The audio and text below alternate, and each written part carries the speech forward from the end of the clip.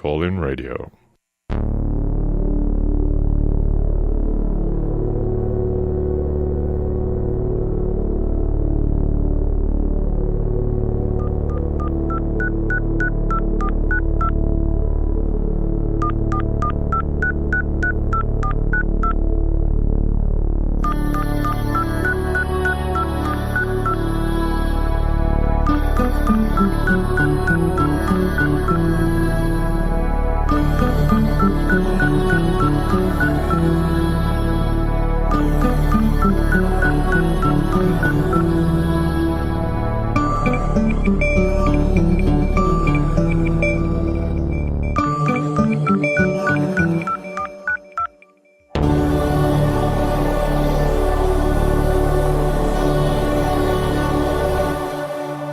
This is Let's Talk, getting to the root causes of the important issues of the day.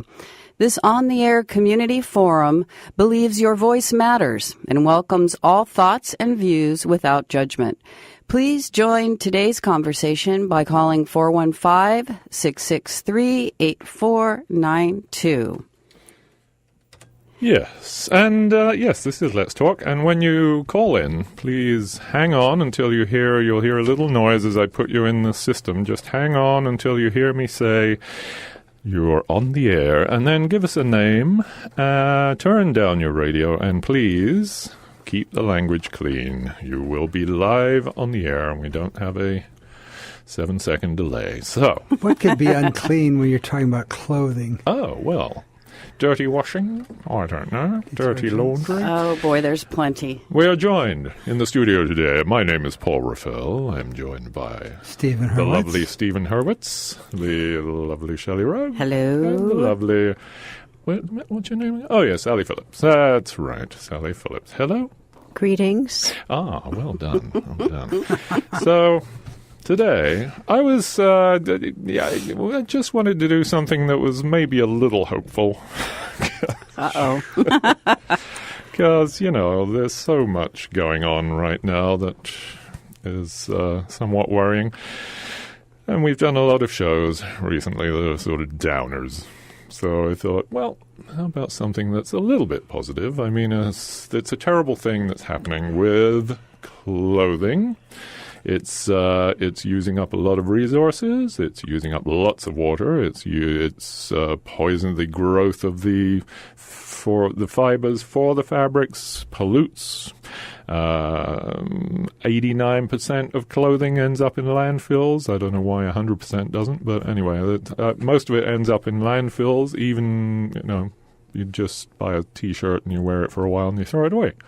But I was reading an article in The Guardian about how companies are actively pursuing ways of making, they always say fashion, but really it's clothing, isn't it? I mean, fashion, okay, but everyone wears clothes. It separates us from the animals. Mm-hmm. And so it's of interest to all of us. There are billions. How many billions are made every year? I forgot. 100 billion garments. About 100 billion garments are made every year, and most of that ends up in landfills. So, as we know now, the miracle fabrics, all those wonderful microfibers and plastic synthetic materials that keep us nice and toasty and nice and fuzzy. Right. This is so much fun. Every time you wash them, the little microfibers break off and they're ending up in the oceans. They're in every organism in the oceans now. And in our salt, yes. But people are thinking, in our salt. Comes from the ocean? Yes, that's a revelation right there. Sure, Of course. Mine comes from a 300 million year old pit. Salt mine. Yeah. You have your own salt Plastic mine won't somewhere. go there. No. But I'm guessing we all have microfibers within us now. Every organism on the planet probably does. So I thought it was hopeful that at least, the fashion industry is thinking about ways. For example, our wardrobes are dominated by cotton, and cotton is a terrible thing for use of water. Even organic cotton, you like to think, organic's sustainable. And way back no. when 100% cotton was the thing to have. Yeah, of course. I still wear cotton shirts. I mean, and that was in part because cotton became so ubiquitous and is using so much water, and they use a lot of pesticides on the non-organic. Right. Part of the reason cotton became so big was because they outlawed hemp. Thanks to... But what's the upside to this conversation? I know, yeah. The upside is fibers will be... Here's number one. It's, the article is actually called 10 Ways to Make Fashion Greener, and it shows a picture of 3 models, runway models, who are clad in what looks like fishing nets, but it's actually 3D printed clothing.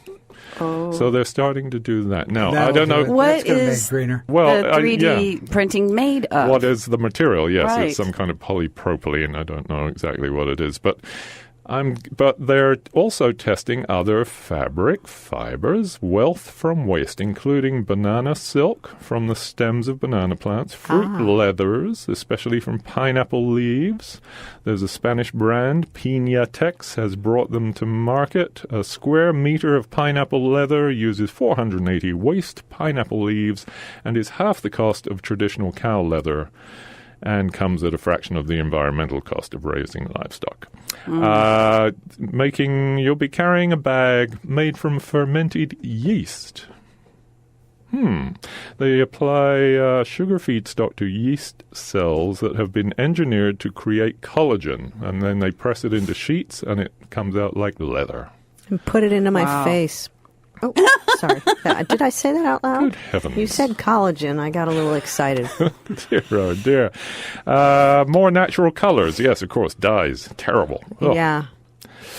Poisons, heavy metals. So there's a movement to wildcraft natural dyes. Natural dyes, yeah. And my question, can I ask a question, or am I interrupting your I'm just report? Yes, please. I mean, I don't want to interrupt the whole thing, You go, girl. because maybe Please you do get participate. there. But are the dyes that are natural and non-toxic, is this whole thing, I mean, it's good that it's starting. We start somewhere. Right. But my fear is that it will remain utterly boutiquified and marginalized. Right, Well, at the cost. As a maker, part of the makers movement, and won't ever go mainstream. Sorry, I don't mean to think that's to be Debbie Downer. It's a relevant That's the question. on it. I think Everyone's that's a fair question.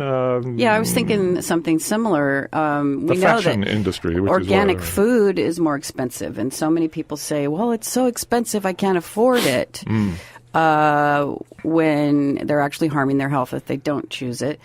So these ideas for the green clothing are great ideas, but it sounds like could be costly. Well, that's a good point, because the products that are not organic, there's a cost to it that isn't being reflected in terms of environmental damage. We don't charge for that, and perhaps we should start charging. Well, for that. I think we have a really skewed idea of the value of products that we buy. Everybody's looking for the lowest price they can find on things. Well, the reason the prices are so low is because their products are being made in a country that has no regulations over how workers are treated.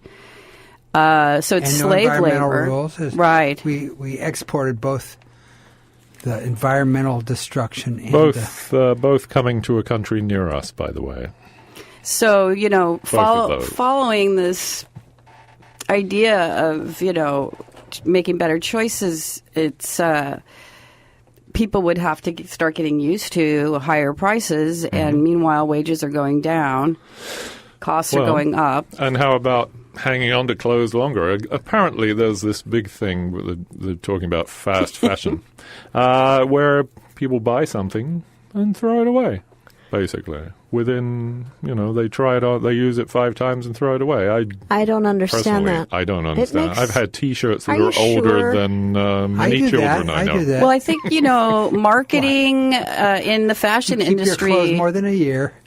is pretty heavy. More than a year? Yeah. But More wait than a minute. decade if No, they'll where? last that long. Listen, I can tell though, the way you're dressed. what about, the organizations that take used clothing aren't Yes.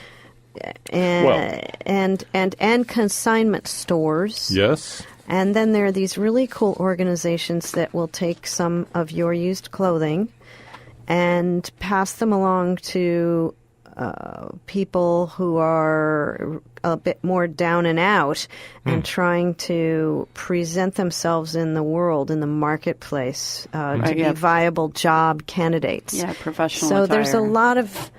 Yeah, that's really a cool thing that I've just been learning about. Well, reduce, reuse, recycle. Okay, so that's Right. what we should be doing with everything. And apparently the squeaky chair is back in this position again. Welcome. Wow. Well, the Yeah, squeaky well, and, chair. Just get has rid something of to this say. squeaky chair. There's, Anyway, but reduce, reuse, recycle. So, and there's also, as I discovered this morning, I was reading an article, the high fashion, real, upper echelon fashion, there's a company now in London and in New York that rents these expensive dresses. I mean, it's $350 a day for to wear an Alexander McCall evening gown, but at least that gown is being reused. It's an interesting idea for those in the elites. The question fashion is, elite. how long before fashion items, which are very expensive, how they're usually on the forefront, the leaders, the avant-garde. How long will it be till that translates to affordable clothing? That's really a big question, because face it, how many people pay $125 for a T-shirt? Right. And why? Well, so Because they can. But there's the thing. So now with synthetics becoming so cheap, wool and cotton should be prized as as something that is less harmful. Cotton, not so much, but wool and hemp. Thank you, my hemp shirt. Should be prized as like silk, because they're natural. They're non-polluting, basically. When they do end up in the landfill, they're basically non-polluting and biodegradable. But hemp has never made that leap out into the mainstream. It's thought of as a hippie illegal fabric. Hemp clothing is a very niche product. It shouldn't be, though. And we want to encourage you to call Let's Talk. The Let's involves all of us, all of you listeners, 415-663-8492, 663-8492. You can give us a call. Call and chime in on this discussion about I'm a little pessimistic sustainable about clothing. it all. I just don't see. I don't see be so broad based that when it reaches a population in the United States where it it goes viral, so to speak, and then there's the rest of the world with billions of people who. The good part is they don't wear that many clothes. I mean, in Africa, it's so hot. Clothing is not really. True. Leftover T-shirts. They are sending what? T-shirts to There's what is I other find countries. concerning is actually with other countries is there's everybody's wearing flip-flops. Yes. Those things must really be they're terrible. a blight on the environment. Yeah. Because then they break really frequently, flip-flops, Mm-hmm. because of the inherent weakness in the construction, and then what do you do then? Those really They get thrown thrown away. Yeah. But I think someone was building something with flip-flops. Right. Making Yeah, I saw that sculptures they glue them all together into a large block, and then they can actually carve into it and make sculptures, all different colored sculptures. lovely. I say we make houses with them. I just interviewed a filmmaker yesterday who had made a documentary about a master gardener, Pete Aldolf, and he was talking about his next project, which is working on a film by these two architects who work with storage containers, those big shipping containers. Right. And apparently there are hundreds of thousands of those things that just sit around. We don't reuse them. Very creative designs. I've seen that myself. Very creative use of them. Yeah, like how about sheltering homeless people with these? For heaven's sake. But where are you going to put them, Sally? Where are you going to put them? And all Under freeway. I don't know. There's plenty of space. I just feel. I know. there's It's plenty of just that space. there's not in my backyard problem. There's miles and miles of those housing tracts that were unfinished because of the crash, and which is depicted in that film, The Big Short, really well, actually. Miles and miles, millions of empty houses. So this idea of recycling and repurposing, it starts maybe with clothes, and it really builds out and out and out. And if we could really dedicate ourselves to it, as a culture and a society, it could really, a lot of problems could be solved. Clothing is a good place to start because we all wear them. Everyone in the world except in the deepest recesses of wilderness where they make things from banana leaves or if anything. I started doing it because I want to spend as little money with corporate entities as possible, so I made a pact that I would just shop from thrift stores and consignment shops. Yeah. I got Excellent this sweater choice. for free, actually, at the, what's that thing called? The Recycle Circus. Oh, yeah. Yes. Yeah. And we have a caller. Caller, you're on the air. What's your name, please? Oh, I think somebody told me my name was Charlie Morgan, but I'm checking my name tag. Anyway, it's great that you all are doing this, especially one of the gentlemen there used to have a clothing store, which I think is very significant. I used to make them. You used to make clothes. You make clothes. Anyway, I wanted to embrace the idea of faddishness as driving what people wear. The other day, my friend and I were walking down the street, and there was a woman and a man walking in front of us, and the woman had the obligatory, really tight kind of yoga pants thing, which I guess is meant to show off her butt. I'm not sure, Is that one of the words you can't say? No, don't go there. Keep going, Charlie. No, but and in contrast, the guy next to her was doing that thing where his jeans were slopped down to where his belt was right sort of at the top of his rear end, and it was sort of interesting. The two fads were sort of being married to one another, but it's. I want to hear a little bit more if you can go there, because somebody ran down to me the difference between cotton and hemp. And cotton is just one of those plants that rips up the soil and requires, as Paul said, lots of pesticides, fertilizers, this, that, and the other thing, whereas hemp actually nourishes the soil that it's grown on. And you would think that people who make clothing would want to grow more hemp because they wouldn't have to pay for all the fertilizers and all that kind of stuff. And, less stuff in the landfill. The other thing, too, is somebody mentioned $120 T-shirts. And I remember I think we're all probably around the same, age. And when we were growing up, if a CEO, a man probably, was giving a presentation to an audience, definitely had to have the coat, the collar, and the tie, right?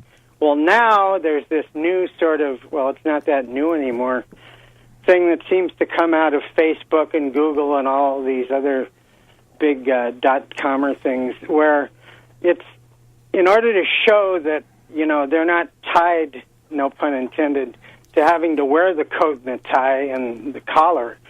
They wear T-shirts, And Steve it's Jobs, almost like they're trapped in that. Like, if I saw a picture of Zuckerberg with a coat and a tie the other day, and he looked really weird because was he in court? I don't know. Yeah, one of those things where he had to go. Charlie, mea culpa to somebody. But anyway. Charlie, changes are what employ people. So, the feds, whatever you want to call them, people, what changes, people need to sew those things. Let's say we stopped sewing clothing. Everybody started recycling it, renewing it. Well, you've got tens of thousands, maybe hundreds of thousands of people who are sewers that now don't have anything to do. And I'm not saying that we need to do this to keep people employed, but there is that side effect. I think we're caught in a cycle that I agree. But, consumption. Yeah, you don't want to not try to make something better. There's always going to be an impact either way, And if we decide, I don't know, It's like if we do away with synthetic clothing that pollutes even when you're just washing it. Okay, people are going to lose their jobs. There are companies going to go bust, but what price? Monsanto makes the pesticides they use on cotton. I don't know. I wouldn't mind if Monsanto... We wear that and it goes on our skin. And to Charlie's various points, and I think the bottom line here is that there's a deep cultural embedded sort of system at work. And that's what, needs to change out of necessity. And I don't know it's already happening, I think. There's greater awareness, as in this article that you cite in The Guardian. And high-profile people, at least among liberals, like Bill Maher, is a champion for never wearing a microfiber item. And he's also an animal rights person. And the other point you brought up, Charlie, which was that the woman in the obligatory skin-tight leggings that she probably wore to yoga, but really probably didn't, actually. She's just out in them. This is something that is a real bee in my bonnet, so to here we speak. go. Yeah. Paul's heard this before. Take a break, everybody. Everyone, just go get a drink. Yes. No, it's the thing of women and young girls go out in the little tiny, skimpy little yoga pants, and they have to try too hard to be alluring, and this is the culture. They think they have the pop to. culture. I mentioned that on Facebook and to. was roundly of course, called on it. Well, it's the way our culture has marketed about fashion. It's beyond fashion. In my day, it's what is sexy, what is attractive, what is a little girl, because I see girls in 9th, 10th, 11th grade doing it, having lived near a large high school. They're compelled to wear the little, not just thick yoga pants that are like bell bottom, but they're basically leggings, which is a step towards underpants. When I was what growing about up, the someone the would send them shorts? back home to put their skirt on. Well, It's missing. They're almost naked, really. I mean, I don't want to say that it's a bad thing for girls to express themselves and wear short skirts, because I have always worn short skirts. Having lovely, skinny little legs that I feel compelled to show off to the world. But I don't think girls have to try so hard. Yeah.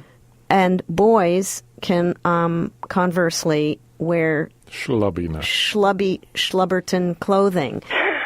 So there's a chasm there, and I will stop with the Kvetch Fest. But I appreciate you bringing it up, because it makes me feel like I'm not the only one who's cuckoo. You're cuckoo with me. I just wanted to make one more point, and then I'll let y'all go. Is the idea of style, and I read the style page and the fashion page and the Chronicle just to see what's going on.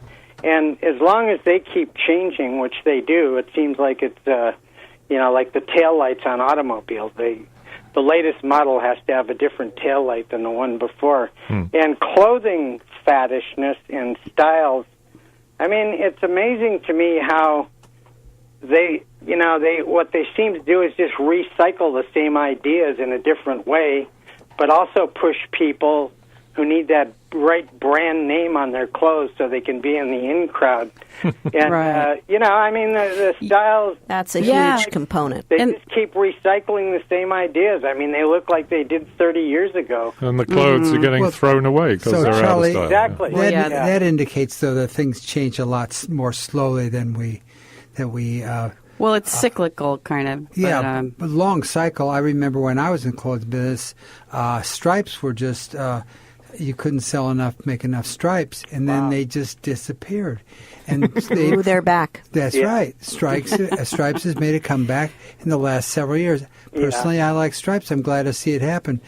But boy, there was a long time where no one wore stripes. Well, let me tell me if I'm alone in this. Have you ever found yourself shopping for clothing and you literally can't find anything that feels right for you? Yeah. The styles are so,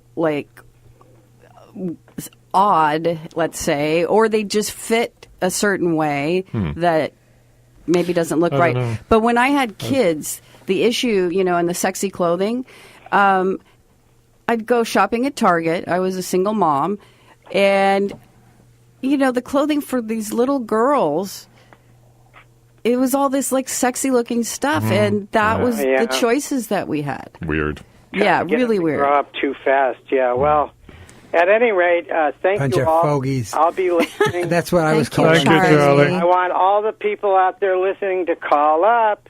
Thanks, Charlie. I was called a fogey. I'm going to go iron my underwear, so I'll talk to you guys. Ooh, 415. Thank you, Charlie. 415-663-8492 is the number to call. So leggings could not be leggings without Lycra, and if we're going to start doing away with synthetic stretchy fabrics and go back to hemp. I happen to have something he asked about hemp. Here's about cotton. Even if more companies move towards sustainably grown and responsibly sourced cotton, the crop will always have a massive water footprint. It will always be coveted because of its strength, comfort, and breathability. So companies are experimenting with blending with other fibers. Hemp often scores points for its durability and rapid growth without excessive use of water and pesticides. It does not dye as well as cotton. And sometimes it feels linen-like and scratchy, but there are companies who are introducing more updated textures that look like denim or wool.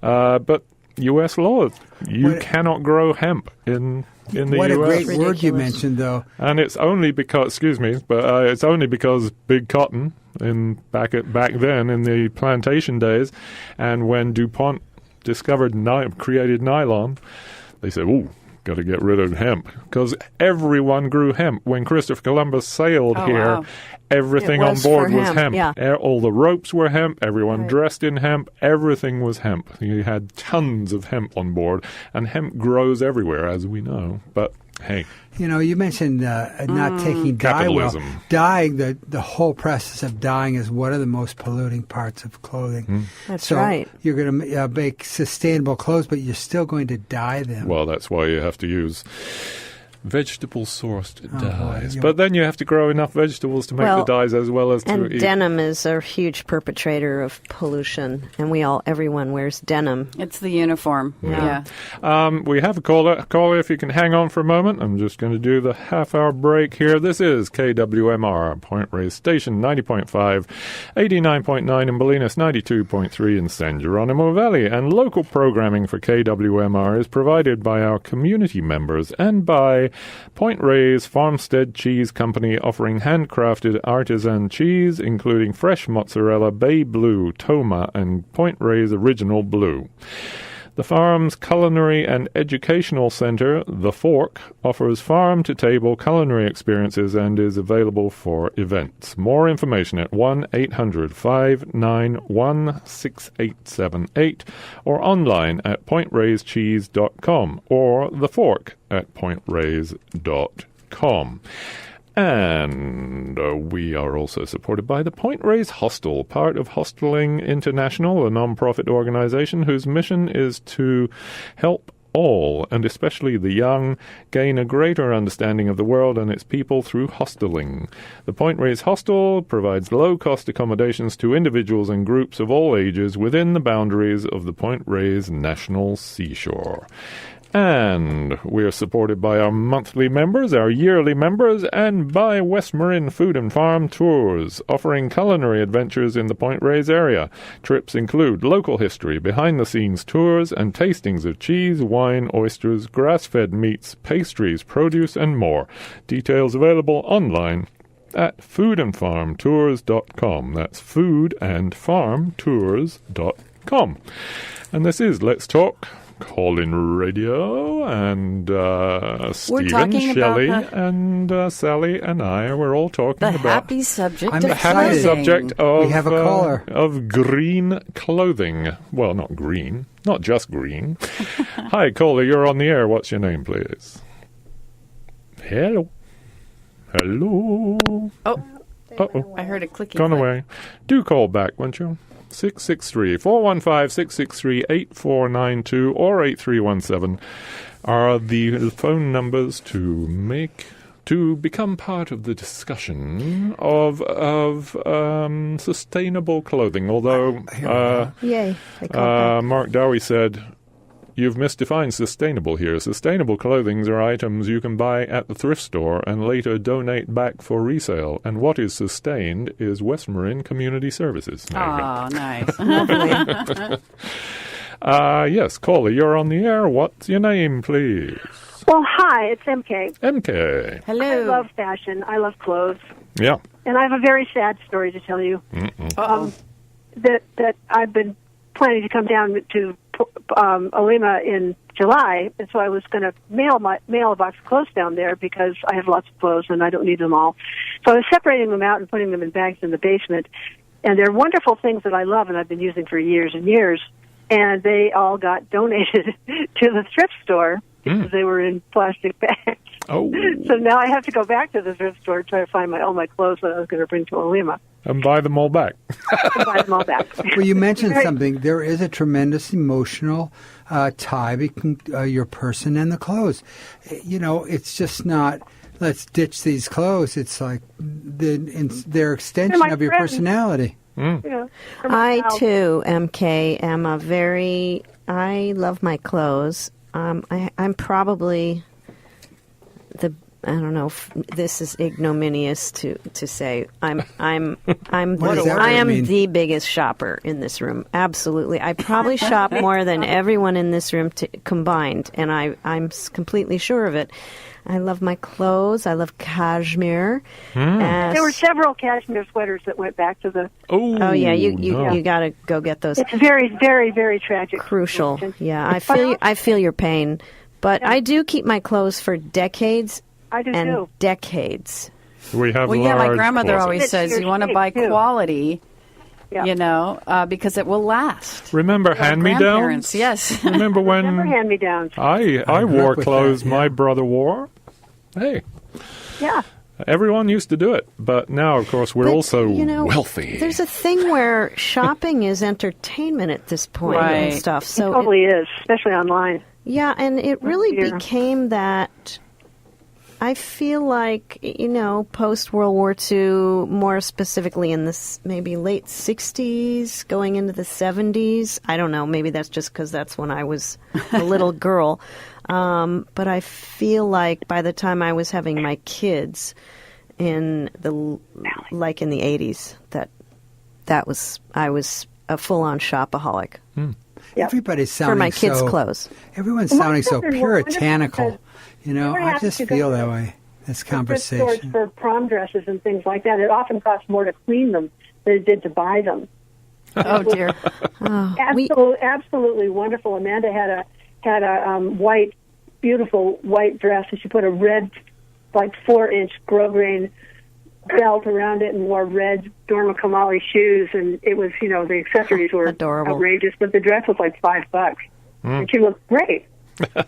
You know what I just did, MK? I What? gave my wedding gown to a woman who's selling it for the lace on Etsy. Because really, why? I think about the whole wedding gown thing all the time. You can actually, I think, sell your wedding gown on Etsy or give it to a store that will resale. You know, someone might want to buy it. So I've always thought about the wastefulness of wedding gowns. I know that's really a drag to say because they're such special dresses, but I can't tell you how good it felt to give my dress away to this woman, and maybe she and I will each make a little bit of money off the sale. I don't even care so much about that. It's the lace was I make beautiful. out of recycled clothing too. For people, you know, if they have a special something that a baby thing or a blanket or something that they love, take it apart and make it into a dodecahedron, make it, you know, a ball or something for a kid to play with. Nice. So they have the old jammies and the old bathrobe and the old everything else that's saved. Because there are always pieces of things that are not worn. Right. People make quilts sometimes. Yeah, quilts, too. I want to ask a question of Stephen right now. What were you saying about everything's puritanical? I missed your... Yeah. But it sounded like such an interesting remark. So can you repeat it? Sure. I mean, all this talk about giving this away and we've just had this recycle love fest here. I think that I'm excited by fashion. I love so much. I like couturier. I like to see New York Fashion Week. These are great artists who put these things together, and I enjoy it. So I don't want to just this business of everyone just re-wearing this hand-me-down stuff. Although I'm for it, but. I think that... well, the two aren't mutually exclusive. Yeah, I got I got a gorgeous garment from Bloom the other day at a really good price, and it's fabulous. Yeah, we're talking about millions of people that are all going to go shop at the... Let me talk about the dress I wore to my daughter's wedding, because it came from a consignment store, and it is so fabulous, and it was the most highly...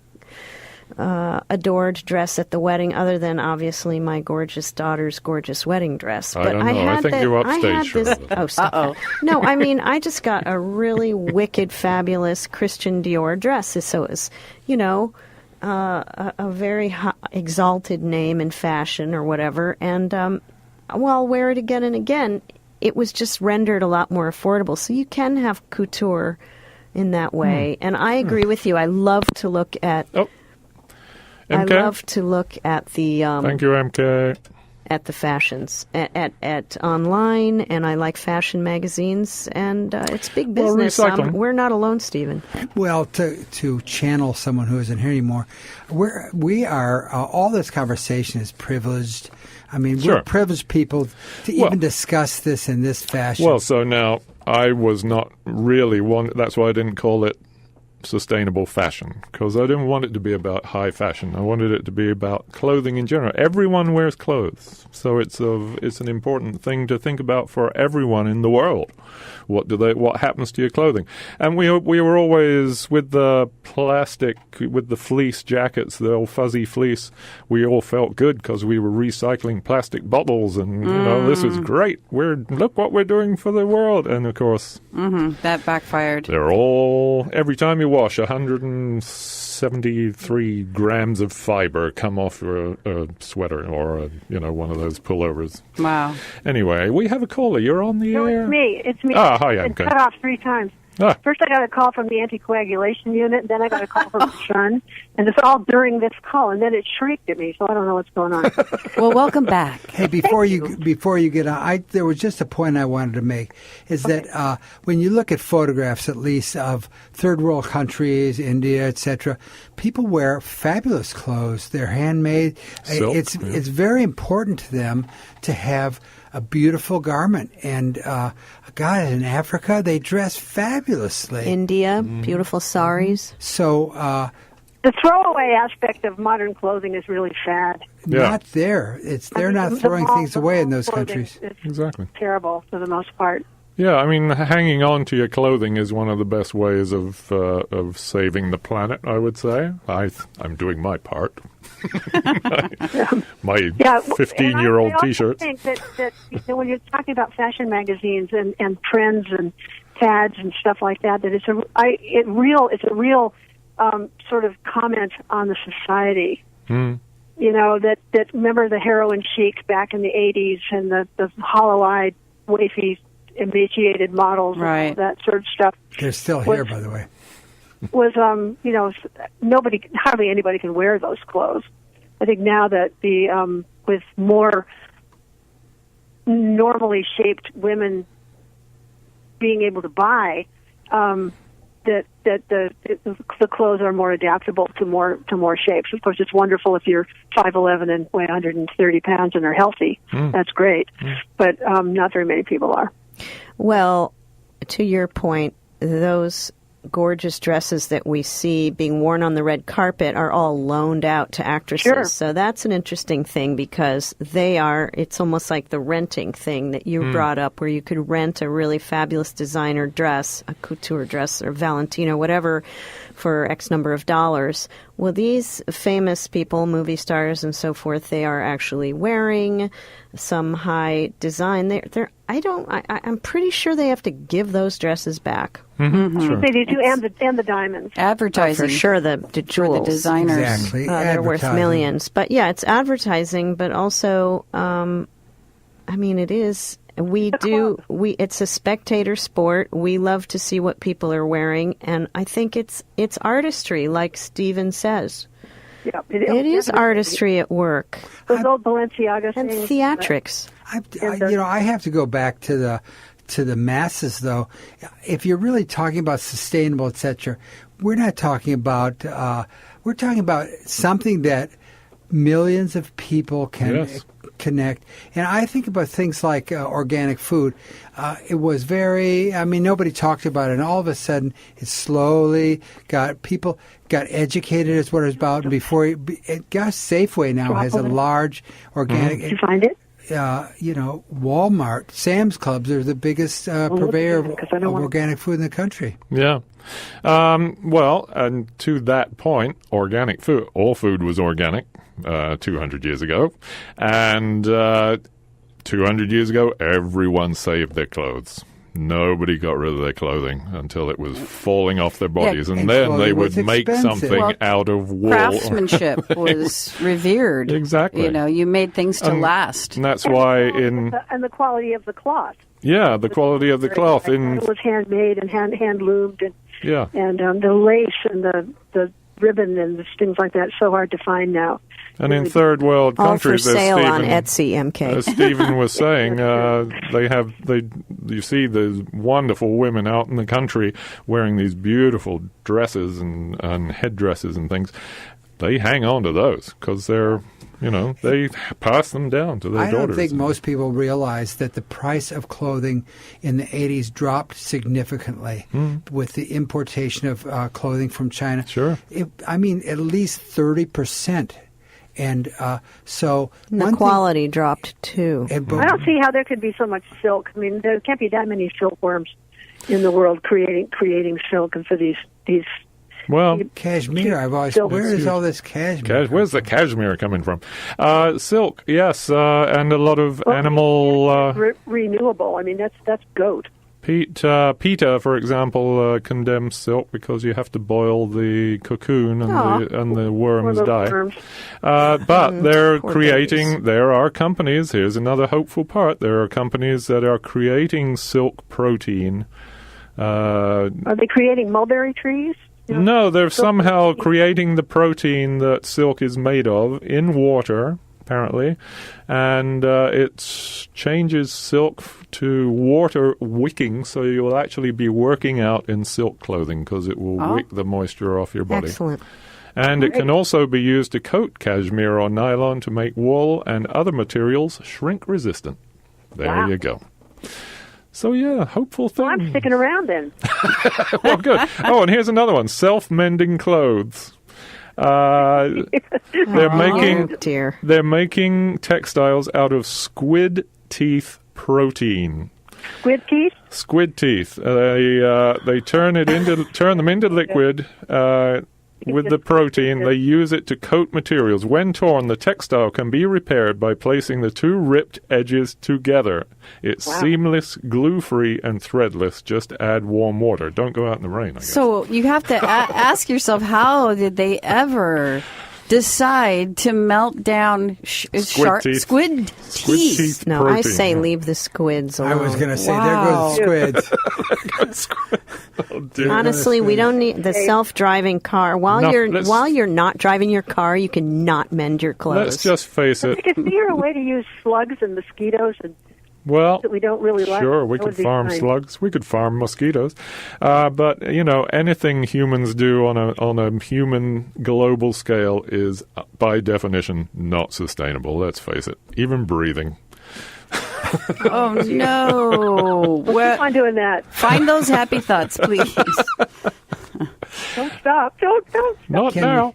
Thank you, MK. Take care of yourself. Thanks for calling. Bye. Cheers. Bye. The number is 415-663-8492. Give us a call, won't you, if you have thoughts about how clothing can be made more sustainable as sustainable as it can be, I mean, it's all it still ends up getting thrown away.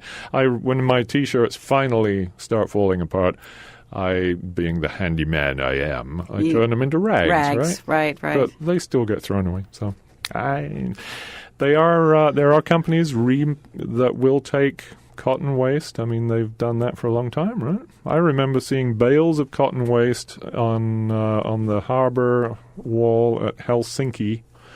Bales of cotton waste going off to Russia or somewhere. They were going to take the fibers all apart and remake clothing out of it.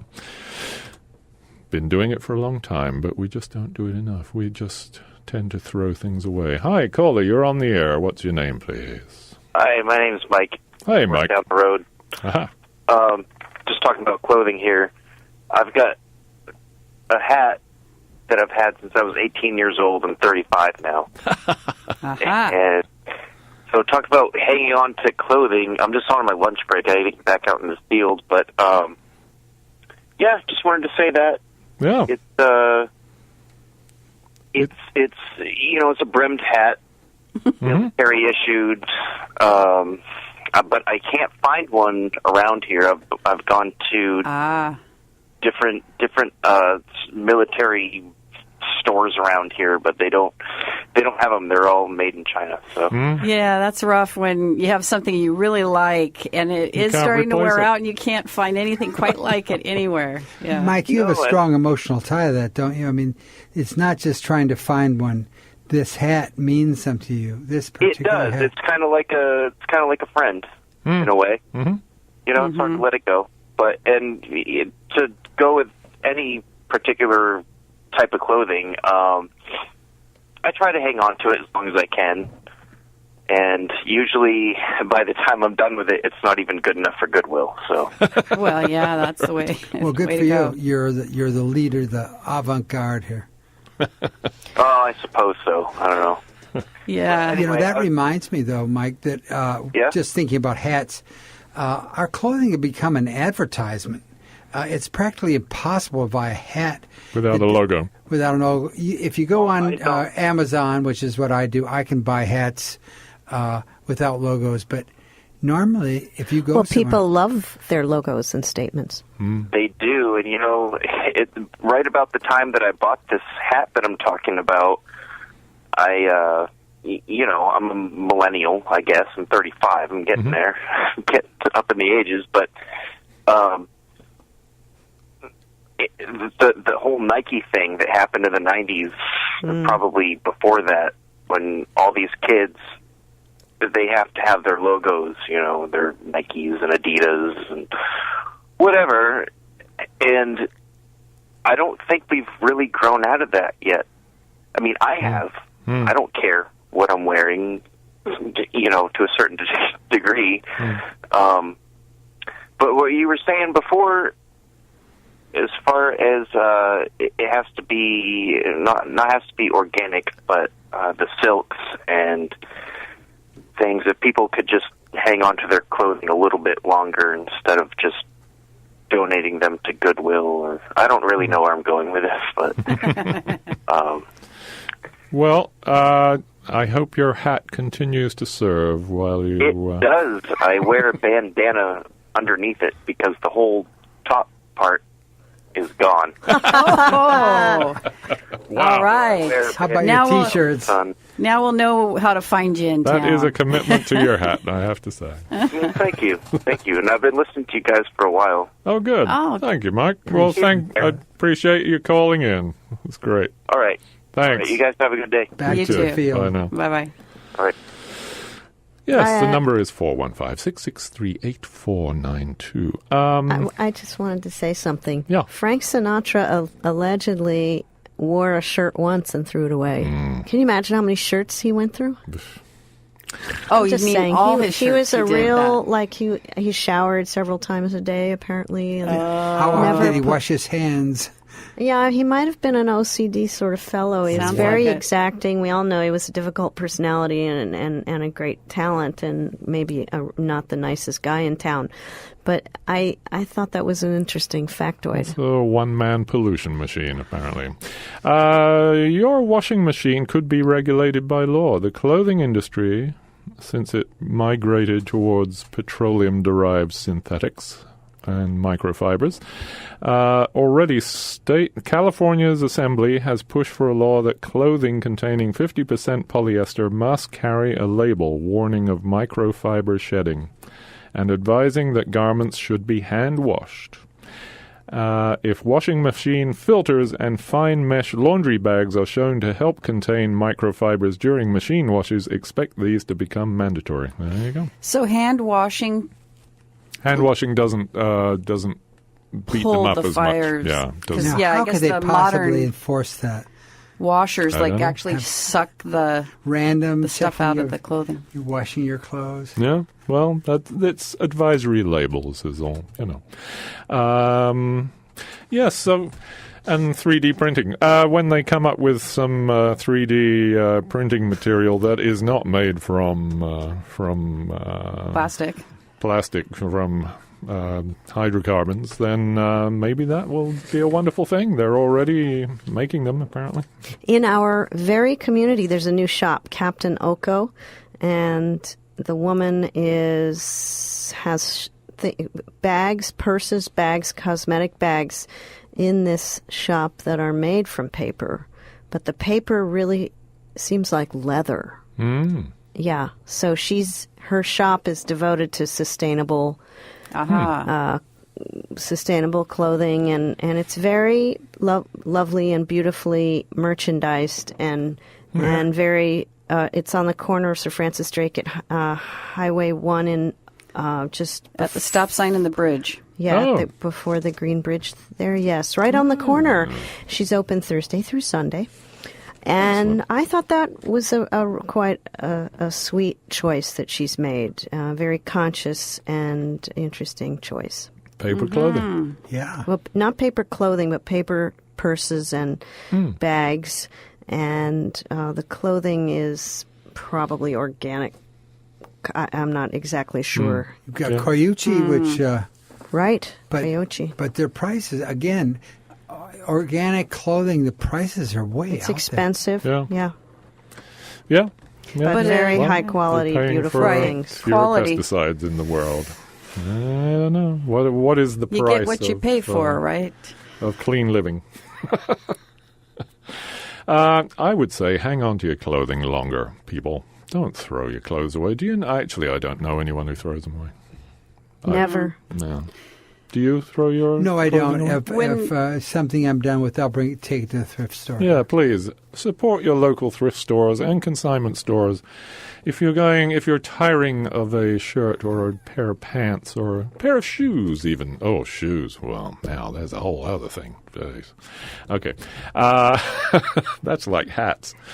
You'll never trying make to me find part the hat. from my shoes. I clutch at But all yeah, of them. please support your local thrift stores and consignment stores, because that is one good way to reduce waste in the world. This is revealing a secret, but I was in Sally's closet, and she has a portrait of Imelda Marcos. The shoes. Well, you know what? I never wear high heels, but I do have some lovely shoes that are lower heels, and I love my shoes. They are like my children. Oh boy! I know, I'm really kidding, actually. If I could- but I don't really get rid of my shoes. I having ridiculously sized head and feet, can't find a hat very easily. Kind of make do with what fits me, and the same with shoes. I have to find size 14s, and oh man, and I get a pair of shoes, and they actually look great and feel great, and then next time you go back,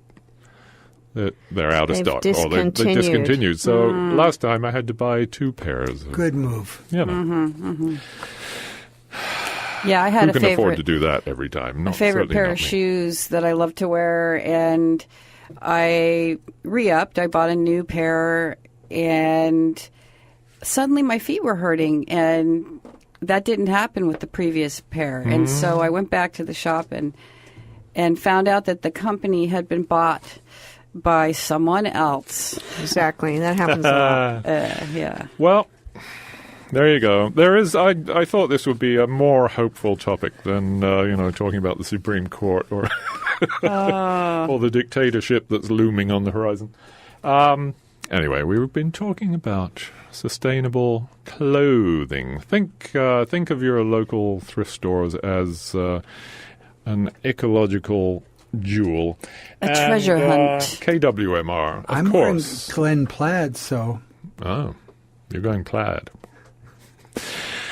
KWMR does not take a stand on any of the issues or the fashions worn on Let's Talk or discussed on Let's Talk. Opinions expressed on this program are those of the hosts and callers and don't necessarily reflect the views of KWMR, its board of directors, underwriters, or members.